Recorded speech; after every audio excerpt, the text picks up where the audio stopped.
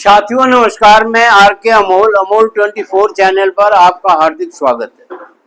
आज जिस घटना की चर्चा करेंगे वो हरियाणा में घटित हुई है। चंडीगढ़ हरियाणा और पंजाब दोनों की राजधानी है, ये आपको मालूम है। तो चंडीगढ़ में सेक्टर 11 में बंगला नंबर 116 मंजिला मकान है। उसके नीचे ग्राउंड फ्लोर पर एक पुलिस के उच्च अधिकारी रहते हैं जिनका नाम वाई पूरन कुमार है। परिवार में 2 बेटियां, वो स्वयं और उनकी पत्नी रहती है जो हरियाणा उड्डयन विभाग में सचिव हैं। बहुत अच्छा परिवार है। पति आईपीएस और पत्नी आईएएस। 2 बेटियां, बहुत सुंदर परिवार है, बहुत सही परिवार है। मंगलवार के दिन 7 तारीख को यह घटना घटित होती है। घटना छोटी मोटी घटना नहीं है, बहुत बड़ी घटना है। घटना आत्महत्या की। वाई पूरन कुमार परिवार के बारे में थोड़ा बता दूं। उनकी बड़ी बेटी जो है विदेश में रह करके पढ़ाई कर रही है, छोटी बेटी साथ रहती है। पत्नी उस तिथि में मुख्यमंत्री माननीय सैनी जी के सरकारी दौरे पर हैं जापान में। परिवार में उस दिन केवल 2 आदमी रह जाते हैं। एक आईपीएस अधिकारी वाई पूरन कुमार जो आईजी रैंक के हैं, और उनकी छोटी बेटी। दोनों सुबह जो है ग्राउंड फ्लोर पर हैं। बेटी चली जाती है कुछ काम करने अपने वहीं पर अपने कमरे में, और आईजी साहब वाई पूरन कुमार बेसमेंट में चले जाते हैं। वाई पूरन कुमार पूरी तरह से डिप्रेशन में है, लेकिन डिप्रेशन जो है बेटी तो भांप नहीं पाई, छोटी है। कोई भी डिप्रेशन को भांप नहीं पा सकता, इसलिए कि ये इतने ऊंचे अधिकारी हैं कि इनसे ये अपेक्षा भी नहीं की जा सकती है जो हुआ। वो नीचे अपने बेसमेंट में चले जाते हैं, कुर्सी पर बैठ जाते हैं और अपने पीएसओ माने सुरक्षाकर्मी के पिस्टल से कनपट्टी पर गोली चला करके अपनी आत्महत्या कर लेते हैं। घटना हृदय विदारक है। घटना बहुत ही दुखद है। घटना के बारे में जितना दुख प्रकट किया जाए कम है। बहुत मुश्किल से आईपीएस बन पाता है आदमी। फिर पत्नी भी आईएएस है, खुशहाल परिवार है, लेकिन घटना तो घटना है।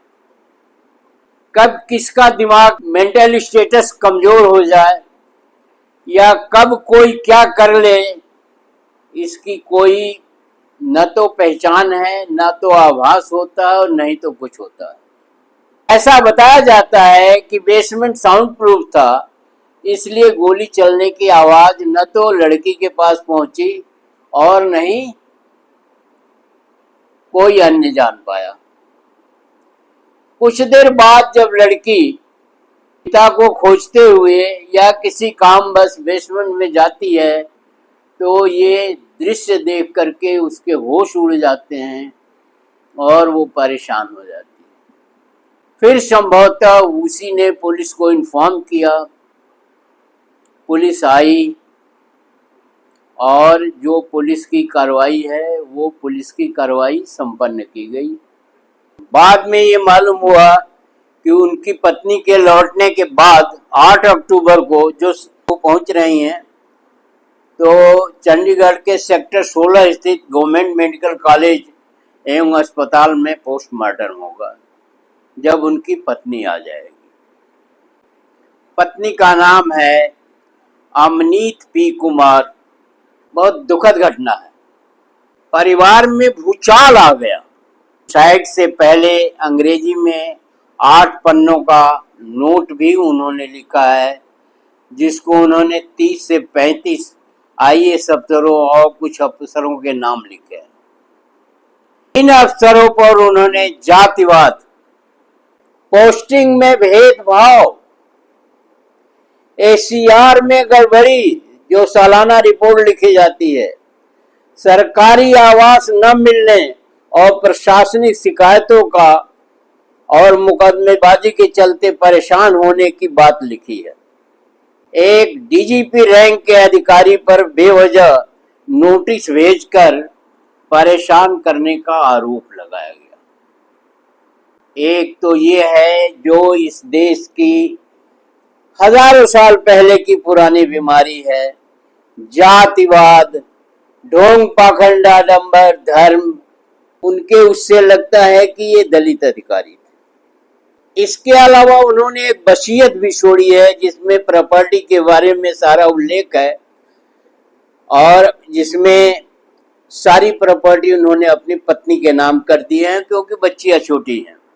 वसीयत पर 6 अक्टूबर की और सुसाइड नोट पर 7 अक्टूबर की डेट लिखी हुई है। उन्होंने एक लेटर अपनी पत्नी को और दूसरा लेटर उन्होंने 2 आईपीएस अधिकारियों को भी भेजा है। लेटर में किन अधिकारियों का नाम है ये अभी ज्ञात नहीं हो सका। उनकी पत्नी 2001 बैच की आईएएस अधिकारी है। दोनों ही पुराने हैं, दोनों ही एजेड हैं, दोनों ही जो है काफी पहले के अधिकारी हैं। अब एक और भी तथ्य जो है साथ साथ चल रहा है वो है उनको गनमैन या पीएसओ या सिक्योरिटी मैन जिसके पेस्टल से उन्होंने सुसाइड किया है उसके बारे में। गनमैन का नाम एक रिश्वत केस में आता है और रिश्वत केस ये है कि एक शराब व्यापारी से वो गनमैन जो है वो रिश्वत मांगने के लिए गया था। जो भी एक असाइनमेंट हुआ हो वो रिश्वत मांगने गया था और हर महीने 2-2.5 लाख रुपए रिश्वत देने की बात थी। उसमें उसने जो है आईजी महोदय का नाम लिया था। उस ठेकेदार का नाम, जो शराब का ठेकेदार था, उसका नाम था प्रवीण बंसल। प्रवीण बंसल से ही वो पैसा मांगने के लिए गया था या उससे पैसे की कोई डिमांड होती रही होगी, जो भी हो, अभी कुछ भी स्पष्ट नहीं है। उसने जो है पुलिस को इन्फॉर्म कर दिया और पुलिस को उसने एक एप्लीकेशन दे दिया कि ऐसा ऐसा हो रहा है। पुलिस ने आनन फानन में गनमैन को या उसके पीएसए को, आईजी महोदय के पीएसए को अरेस्ट कर लिया और उनका बयान भी ले लिया। बयान में उन्होंने कहा कि हम पैसा मांगने गए थे, उन्होंने सब कुछ कबूल लिया और उसमें वाईपी कुमार का नाम भी डाल दिया। उसने कहा कि मैं उनके लिए गया था। इस तरह का कुछ अपुष्ट खबरों से आ रहा है। ठेकेदार ने क्या किया था, जो बंसल ठेकेदार है प्रवीण बंसल, उसने उसकी एक वीडियो बना ली थी या वो उसकी एक रिकॉर्ड रख लिया था, सीसीटीवी फुटेज और कॉल रिकॉर्डिंग कर ली थी और उसे उसने रोहतक के एसपी नरेंद्र बीजा रड़िया को सौंप दिया। अभी तक आईजी महोदय को कोई नोटिस पुलिस की तरफ से नहीं भेजा गया है और अब तो इस दुनिया में नहीं रहे तो भेजने का सवाल ही नहीं है। एक तीसरी घटना घटित होती है। पूरन कुमार को फील्ड ड्यूटी से हटाकर ट्रेनिंग कॉलेज में भेज दिया गया। ये 29 सितंबर का केस है। वह एक बहुत ही भिवानी के एक हाई प्रोफाइल टीचर मनीषा का केस भी जांच कर रहे थे, लेकिन उन्हें सब कुछ खत्म करके और उन्हें जो है ट्रेनिंग कॉलेज में ट्रांसफर कर दिया गया। उसको उन्होंने अपना अपमान समझा। उन्होंने, जैसा मैंने पहले बताया है कि दलित अधिकारियों, कर्मचारियों, दलित लोगों, जनता, सबसे भेदभाव किया जाता है इस देश में। ये कोई छिपी हुई बात नहीं है, ये ओपन है। तो उन्हें ट्रेनिंग कॉलेज भेज दिया जाए, इसको भी उन्होंने अपना अपमान समझा। अब उन्हें आईजी पद से भी हटा दिया गया और पुलिस ट्रेनिंग कॉलेज में तो प्रिंसिपल वगैरह होते हैं, सुनारिया रोहतक में लगा दिया गया। इस तरह की कार्रवाई को पुलिस विभाग में पनिशमेंट समझा जाता है, क्योंकि उसके ट्रेनिंग कॉलेज में तो कोई रुतबा रहता नहीं, ट्रेनिंग कॉलेज में कोई अधिकार भी नहीं रहता है, तो ट्रेनिंग देना है, तो इसको एक पनिशमेंट समझा जाता है और लोग बाग इसको अपना मान समझते हैं। उन्होंने ज्वाइन नहीं किया था, विरोध स्वरूप उन्होंने वहां ज्वाइन नहीं किया था और 7 अक्टूबर तक वो छुट्टी पर थे। 8 अक्टूबर को उन्होंने सुसाइड कर लिया। एक उनके रसोइये का भी स्टेटमेंट आ रहा है, उसने बताया है कि 6 साल से मैं पूरन कुमार के पास कोठी में खाना बनाने का काम करता हूं। इस तरह से एक दुखद घटना का अंजाम हुआ और एक इंटेलिजेंट या एक परिवार के मुखिया, पहले तो परिवार के मुखिया ही हैं, फिर एक उच्च कोटि के अधिकारी, इनका अंत हो गया। कहानी का अभी काफी भाग छिपा हुआ है, कहानी का बहुत भाग जो है अभी अंधेरे में है। मैंने आपको पहले ही बताया कि इस देश में 2 संस्कृतियां हैं, एक ब्राह्मण संस्कृति और एक श्रमण संस्कृति। इन दोनों संस्कृतियों में जमीन आसमान का अंतर है और ये दोनों संस्कृतियां एक दूसरे के विरुद्ध हैं। यही दर्द शायद वाई पी पूरन कुमार का है कि उन्हें दलित श्रमण संस्कृति का होने के कारण भेदभाव किया जाता है और ये ध्रुव सत्य है कि भेदभाव किया जाता है, केवल हरियाणा में नहीं, पूरे देश में, चाहे वो उत्तर प्रदेश हो, चाहे वो बिहार हो, चाहे पंजाब हो, चाहे अन्य जगह हो। देश कैसे चलेगा? संस्कृतियां तो अलग अलग हैं, दोनों संस्कृतियों के लोग भी यहाँ रहते हैं और हजारों वर्षों से साथ रहते आए हैं, तो इन संस्कृतियों को समाप्त क्यों नहीं किया जाता? मानवता क्यों नहीं लाई जाती है? ये क्या संस्कृति है? इस संस्कृति में रहने पर एक दूसरे को सफोकेशन, सांस घुटन लगती है, एक विषमता लगती है। ये देश है या नरक है? सीजीआई के कोर्ट में जूता चल रहा है और वो पागल आदमी जो है क्या स्टेटमेंट दे रहा है? परमात्मा का आदेश था, परमात्मा गलत काम करने के लिए कहता है, परमात्मा किसी को अपमानित करने के लिए कहता है, परमात्मा ढोंग पाखंड आडंबर फैलाने के लिए कहता है, परमात्मा भेदभाव करने के लिए कहता है। कैसा परमात्मा है तुम्हारा?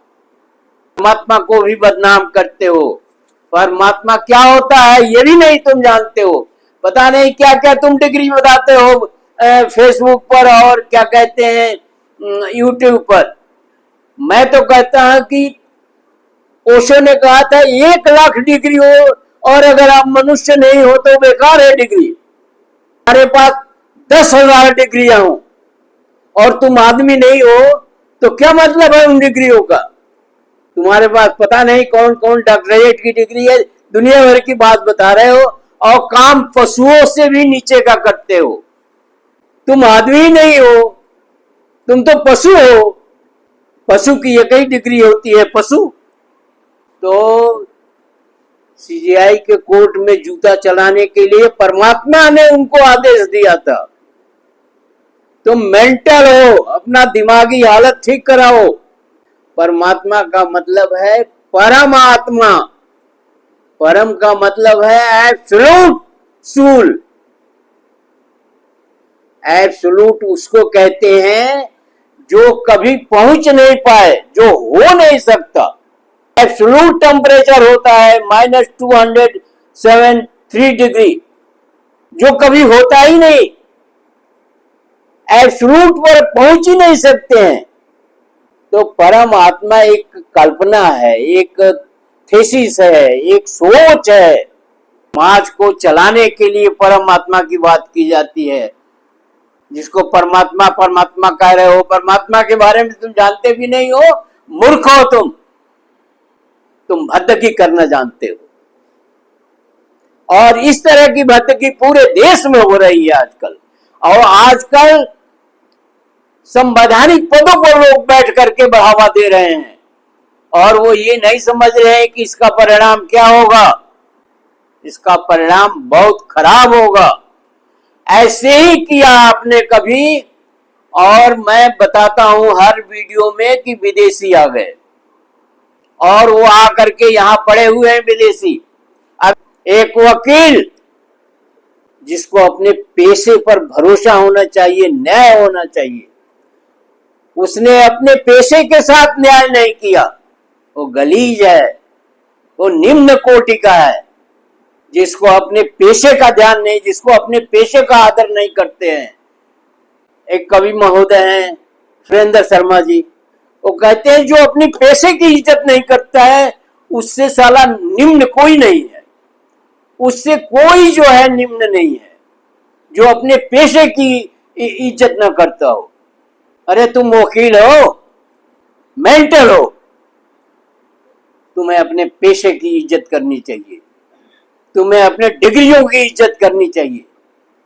काहे की डिग्री है, जिसकी इज्जत ही नहीं है तो डिग्री लेने से क्या फायदा, खाली गिनाने के लिए डिग्री है। पशु की कोई डिग्री नहीं होती। दुनिया में 8 लाख लोग प्रति वर्ष आत्महत्या करते हैं। 40 सेकेंड में एक आत्महत्या होती है और उस आंकड़े का 1/3 भारत में होता है। गौर करो, तुम बहुत बड़े वकील हो, मैं जानता हूं। तुमसे बड़ा कोई वकील जो है पूरे कहीं भी पूरे जुडिशियल में नहीं है। तुम्हारा नाम हो गया, शांति क्या मिलेगी? तुम शांति का अर्थ ही नहीं जानते हो तो शांति क्या मिलेगी तुम्हें? तो 8 लाख हत्याओं में से 1/3 आत्महत्याएं भारत में होती है और उसमें से काफी आत्महत्याएं जो है उत्तर प्रदेश और बिहार में होती है। एक रिकॉर्ड है। बहुत बड़े तोप हैं यहाँ के संवैधानिक पद पर बैठे हुए, शर्म आनी चाहिए। और इसमें 15 से 20 साल के लड़कों का बहुत बड़ा संख्या है, बहुत बड़ी संख्या है। ये आंकड़े डरावने हैं। ये बहुत सारे मेरे पास आंकड़े पड़े हुए हैं, वीडियो लंबी हो जाएगी। तो इस तरह के आंकड़े हैं। और ये जाति खत्म करो, ये ढोंग पाखंड डंबर धर्म भी खत्म करो। धर्म तो मानव धर्म है, उसका पालन करो। मानव की इज्जत करता है, यही धर्म है। वीडियो को ध्यान से पढ़िए, समझिए, समझाइए। हरियाणा के केस का भी मनन करिए, अभी उसमें जांचें हो रही हैं, कुछ और भी खुलासे होंगे। और इस मूर्ख वकील को भी समझिए, ये महामूर्ख है, तो इसको भी समझिए। और भी आत्महत्याएं हो रही हैं देश के अंदर, उसको भी समझिए। और जो वातावरण देश का बनाया जा रहा है उसको भी समझिए। अगर नहीं समझते हैं तो आप देश के दुश्मन हैं। वीडियो को ध्यान से पढ़िए, समझिए, समझाइए। कमेंट बॉक्स में हमें भी बताइए। अगर चैनल को सब्सक्राइब नहीं किया हो तो सब्सक्राइब कर लीजिए। वीडियो को शेयर और लाइक करना ना भूलें। धन्यवाद। जय भारत, जय संविधान।